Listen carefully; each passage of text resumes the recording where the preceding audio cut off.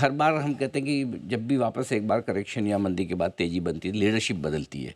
तो इस बार भी आपको लगता है ऐसे लीडरशिप बदलेगी क्या? और मैडम मेरा जोर से बोल रहे हैं अमित भाई, आपको लास्ट टाइम जयपुर में I was the only loan voice was still bullish.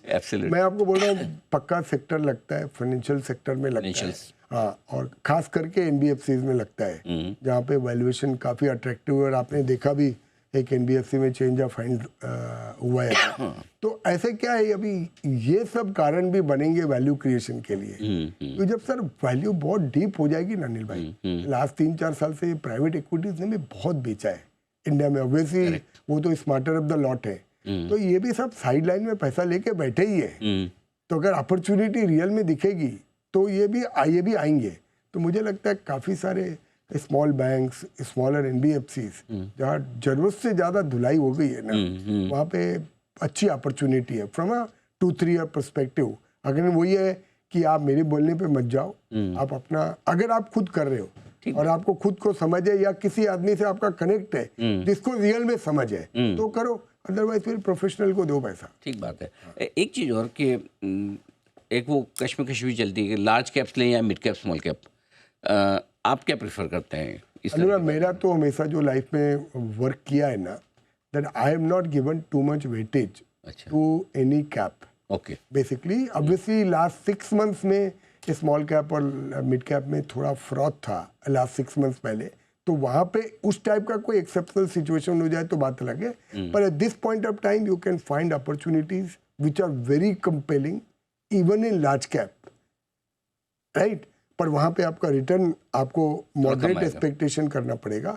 पर अगर आपके पास कैपेबिलिटी है रियली डिग डाउन करने का, तो इवन मिड और स्मॉल कैप में there are many opportunities. I as an investor are always more incline to look at mid-sized companies now, not very small companies, not very large companies, which can give me the protection of capital as well as जो मेरे को थोड़ा growth normal large cap company से ज़्यादा बेहतर मिल जाएगा। ठीक है।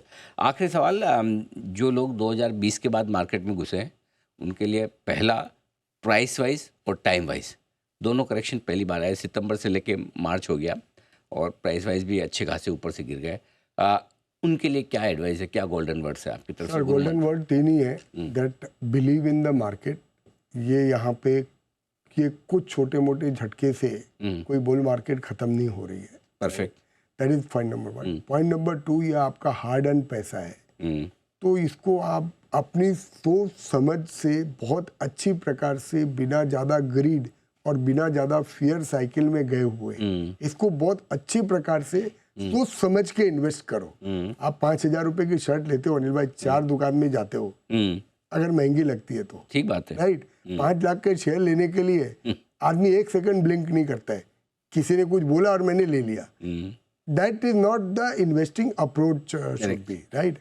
And the third, always believe that this is a bottom up market. अच्छा, राइट। एंड अगर आपने राइट सेक्टर पकड़ लिए और राइट सेक्टर में आपने बॉटम अप अच्छी कंपनी पकड़ ली ना, तो I think there is plenty of wealth to be created.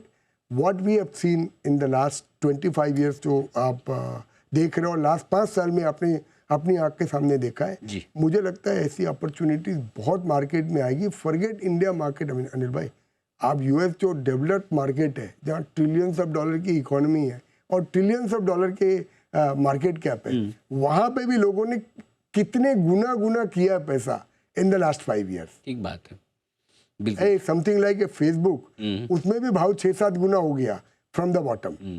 तो ये मार्केट का नेचर है, अगर आप लगे रहोगे तो पैसा जरूर बनेगा।